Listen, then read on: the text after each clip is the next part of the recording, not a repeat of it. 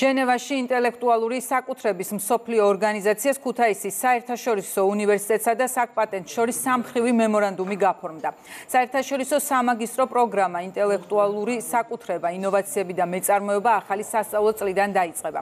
ქუთაისის საერთაშორისო უნივერსიტეტი ქართველი და უცხოელი სტუდენტების პირველ ნაკადს 2025 წლის შემოდგომაზე მიიღებს.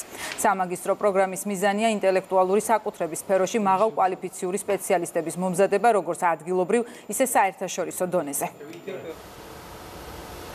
ეს არის ინტელექტუალური საკუთრება, ინოვაციები და მეწარმოება.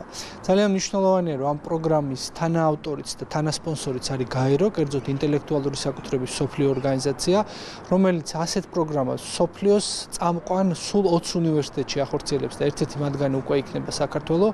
ასევე შეთანხმება ითვალისწინებს, რომ შესაძლოა გაერომ პირდაპირ დააფინანსოს უცხოელი სტუდენტები, რომლებიც საქართველოში, კერძოდ ქუთაისის უნივერსიტეტში გაივლიან ამ პროგრამას. ჩვენ არა მხოლოდ ინტელექტუალური საკუთრების მიმართულებით მივცემთ ძალიან მაღალი დონის განათლებას ჩვენს სტუდენტებს, არამედ ინოვაციებისა და მეწარმოების მიმართულებითაც ასევე იმ მონარჩევებს, რაც აუცილებელია წარმატებული პროფესიული კარიერისათვის. გვყავს ძალიან სოლიდური პარტნიორები საკპატენტის სახით, ინტელექტუალური საკუთრების მსოფლიო ორგანიზაციის სახით, რაც თავისთავად ჩვენი კურსდამთავრებლების დასაქმების შესაძლებლობებს მაქსიმალურად ზრდის, მათ შორის საერთაშორისო მასშტაბით.